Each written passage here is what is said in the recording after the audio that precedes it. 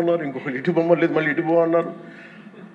ఎవరి త్యాగాల మీద అయితే అందరికీ భాషా ప్రయుక్త రాష్ట్రాలు వచ్చినాయో, భాషా ప్రయుక్తతో నాందికి పలికిన ఆంధ్రప్రదేశ్కి ఈరోజు ఇంకా మనం కొట్టుమిట్లాడుతూ ఉన్నాం.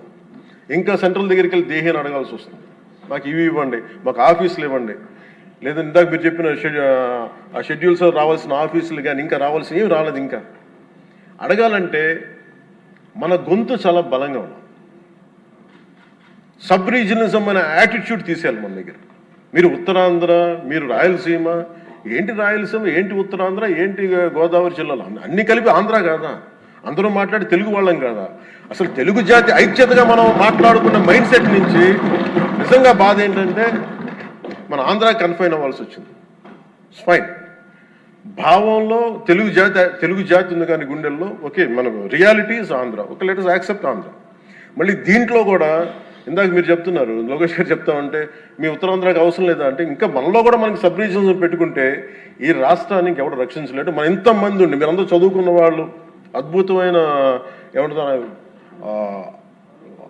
అనుభవం ఉన్నవాళ్ళు, మీరు కూడా మీరు కూర్చోబెట్టి దీన్ని బలంగా ప్రజల దగ్గర తీసుకెళ్ళిపోయి ఇదంతా మంది ఒకటే నేల, ఒకటే రాష్ట్రం, ఒకటే భాష, ఒకటే జాతిని మనం బలంగా బల్లగుద్ది చెప్పకపోతే గెలుపు ఎక్కడ ఉంటుందంటే మన బలహీనత వాళ్ళ గెలుపు. అది గుర్తుపెట్టి, మన బలహీనత, మన అనైక్యత. వాళ్ళని చూసి మనం ఏం ఆలోచించగలరు. రేపు పొద్దున వీళ్ళు వచ్చేస్తారంటే, ఎప్పుడు వస్తారంటే నేను చెప్తున్నాను మీకు, మనలోని అనైక్యత, మనలోని అవగాహన లోపం ఉంటే వాళ్ళకి ఆ బలం ఉంటుంది. అసలు ఆ పరిస్థితి మనలో రానప్పుడు అలాంటి పరిస్థితులు ఎప్పటికీ ఉత్పన్నం కావు. స్టెబిలిటీ ఫర్ దిస్, ఒక జనరేషన్ స్టెబిలిటీ ఇవ్వాలి మన Andhra Pradesh. I'm committing for that. ఒక generation stability 25 to 32 years stability ఆంధ్రప్రదేశ్కి ఇవ్వాల్సిన అవసరం ఉంది. ఇది ఈ రోజున ఇక్కడ ఉన్న వాళ్ళు ఎవరు కూడా అధ్యక్ష, ఎవరికి డబ్బులు అవసరం లేదు, ఎవరి పనులు వాళ్ళకు ఉన్నాయి, ఎవరి జీవితాలు వాళ్ళకు ఉన్నాయి, ఎవరు వ్యాపారాలు వాళ్ళకు ఉన్నాయి. నా ఫిల్మ్ యాక్టింగ్ కెరీర్ ఉంది, నాకు ఇవన్నీ నాకు దీంట్లో నాకు లబ్ధి పొందేది నాకేం అవసరం లేదు. కానీ నా భవిష్యత్తు ఒక్కసారి స్టెబిలైజ్ అయిన తర్వాత మేము తెలంగాణ నుంచి తిరిగి ఇది మీకు సంబంధం లేదని అనుకున్నప్పుడు ఈ బాధ ఇంకెవరికి రాకూడదని అనుకున్నాం అధ్యక్ష.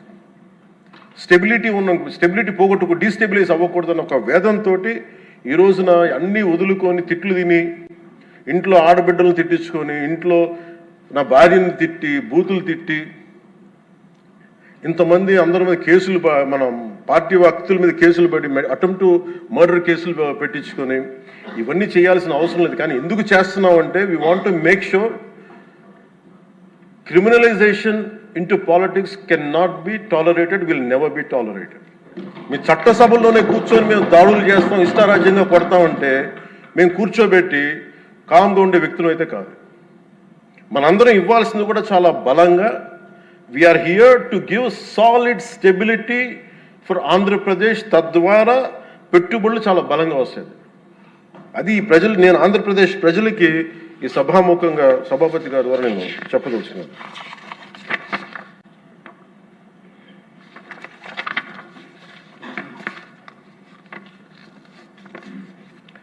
చంద్రబాబు నాయుడు గారి దగ్గర నేను ఒకటే చూశాను అధ్యక్ష. నేను ఎక్కడ చెన్నై నుంచి వచ్చాను, నేను హైదరాబాద్కి ఎర్లీ 90s వచ్చాను. 90s వచ్చినప్పుడు నాకు పుస్తకాలు చదివేటప్పుడు నాకు లీ క్వాన్ యూ గురించి తెలుసు. Founder president city state of Singapore. మేము చూస్తుండగా హైదరాబాద్ రూపురేఖలు మారిపోవడం నేను ప్రత్యక్షంగా చూశాను. మేము తిరిగిన మాదాపూర్ కొండల్లో కానీ, లేదంటే ట్రెక్కింగ్కి వెళ్ళిన కొండల్లో కానీ అసలు ఏమీ రాదు, ఏం జరగదని, ఈ కొండల రూపురేఖలు మారిపోతాయా అనేది చాలా ఆశ్చర్యంగా అనిపిస్తే, మేము చూస్తుండగా రోడ్లు వెడల్పోయినాయి. అసలు ఇంత రోడ్లు జనం లేరు కదా, ఇంత రోడ్లు దేనికి అనుకునేవాళ్ళం. అంటే 4 కార్లే కదా, 10 కార్లే వెళ్తాయి. బట్ ఆయన అందరినీ అప్పుడు పేపర్లు బాగా చదువుతుంటే మాకు అర్థమైంది. ఆయన అందరూ అంటూ ఉండేవాళ్ళు మాటలు, ఏంటి వరల్డ్ బ్యాంక్తో కుమ్మక్కైపోయి చేశారంటే అది ఈజీగా ఉంటుంది ఆ మాట అనేయటం. కానీ దాని విలువ ఈ జనరేషన్ అనుభవిస్తుంది. ఒక పొలిటికల్ లీడర్ నెక్స్ట్ ఎలక్షన్స్ గురించి ఆలోచిస్తాడు. ఒక విజనరీ ఉన్న నాయకుడు వచ్చి తరం కోసం ఆలోచిస్తాడు. బట్ ఖచ్చితంగా అది ఆ దార్శనికత ఉన్న చంద్రబాబు గారు చేసింది.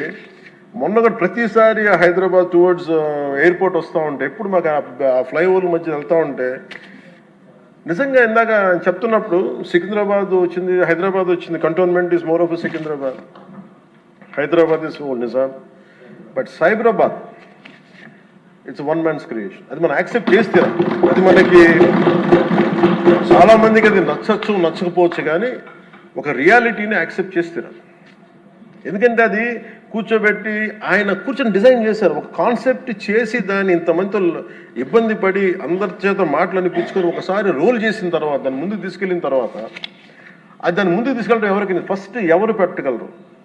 అన్ని కష్టాలను అధిగమించి అందరి చేత మాటలు అనిపించుకొని ఎవరు పెట్టగలరు? That credit goes to honourable CM Shri Chandrababu garu. We wholeheartedly acknowledge your efforts, sir. We wholeheartedly acknowledge your vision. My commitment to you is that we will stand by. మీరు అక్కడ హైదరాబాద్కి ఎంత కమిటెడ్గా చేశారో ఈ రోజున పెట్టుబడులు వస్తుంటే మన అమిత్ షా గారితో గౌరవ హోంమంత్రి అమిత్ షా గారితో మాట్లాడుతున్నాం మన మధ్య ఢిల్లీ వెళ్ళినప్పుడు. ఆంధ్రప్రదేశ్ చాలా చాలా రాష్ట్రం దేశంలోని అన్ని రాష్ట్రాల కంటే కూడా ఎక్కువ పెట్టుబడులను ఆకర్షిస్తుంది.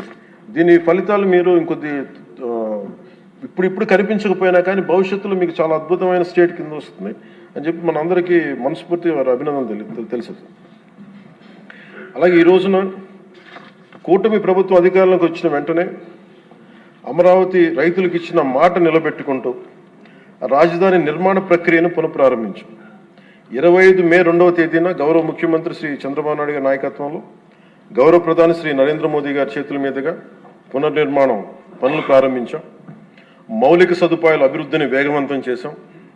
వరల్డ్ బ్యాంక్ ఏడీబీ నుంచి 15,000 కోట్లు, హడ్కో నుంచి 11,000 కోట్లు, నాబార్డ్ నుంచి 7,387 కోట్లు సమీకరించి పనులు చేపట్టాం.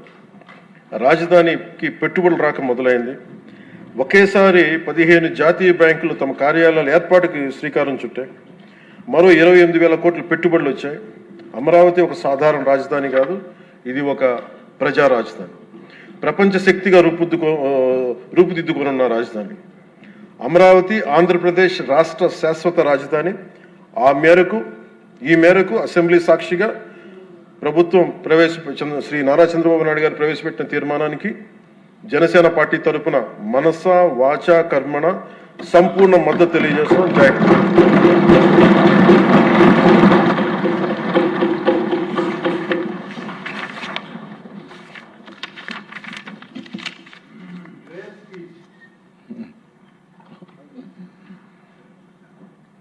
ఇప్పటి